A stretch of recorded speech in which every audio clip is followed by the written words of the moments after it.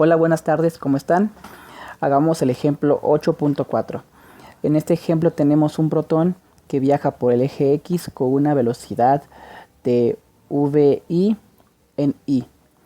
Este protón va a golpear a un segundo protón de una forma elástica. Tendremos al final que uno de ellos se va con un ángulo θ con respecto a la horizontal y el otro con un ángulo φ por la horizontal, con respecto a la horizontal, perdón. Nos pide que encontremos las velocidades de estos dos protones después de la colisión y las direcciones, o más bien estos ángulos, que θ y φ.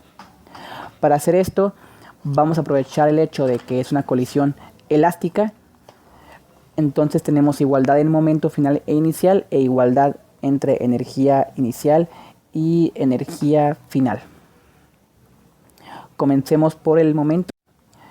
Tenemos que de la conservación de momento tenemos que la sumatoria del momento inicial total vector es igual a la sumatoria de momento final, o más bien la sumatoria del vector en X inicial es igual a la sumatoria de la componente del momento X final, y la sumatoria del momento componente Y inicial es igual a la sumatoria del momento componente Y final.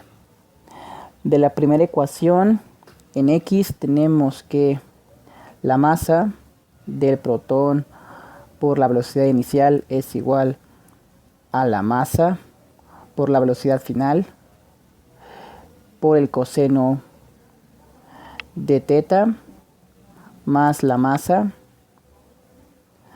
por la velocidad por el coseno de φ.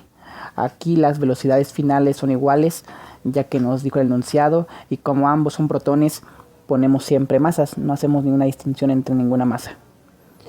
Y de la ecuación del momento en el eje Y tenemos que al inicio no había momento en Y, entonces es 0, es igual a la masa por la velocidad por el seno de θ más masa por velocidad por el seno de φ. Aquí ponemos más y no menos, ya que aunque el protón va hacia abajo en el eje Y, el ángulo φ fue medido hacia abajo en el eje horizontal, entonces es válido poner el signo más. De esta ecuación deducimos que seno de θ es igual a menos seno de φ. Entonces el ángulo θ es igual a menos el ángulo φ.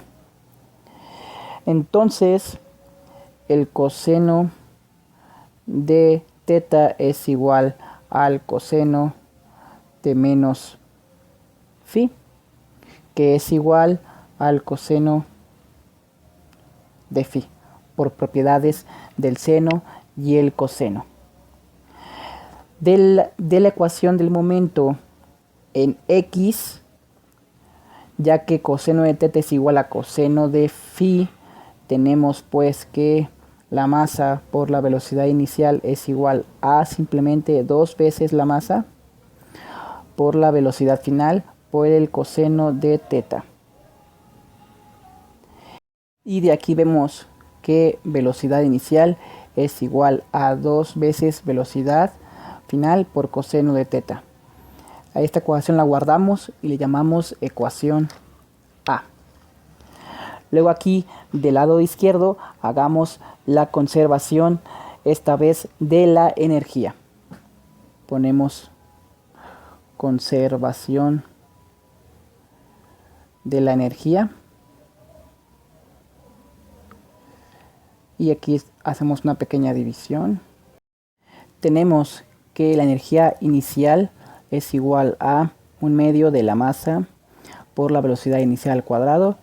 Y la energía final es igual a 1/2 de la masa por la velocidad al cuadrado más 1/2 de la masa por velocidad al cuadrado, ya que hay dos protones que se mueven al final. De aquí vemos simplemente que la velocidad es igual a la velocidad inicial entre la raíz de 2. Y esta es la respuesta al inciso A. Encontrar velocidad de los protones al final en función de la velocidad inicial. Y de aquí vemos que la velocidad inicial es igual a la raíz de 2 por la velocidad final. Y a esta ecuación le llamamos B.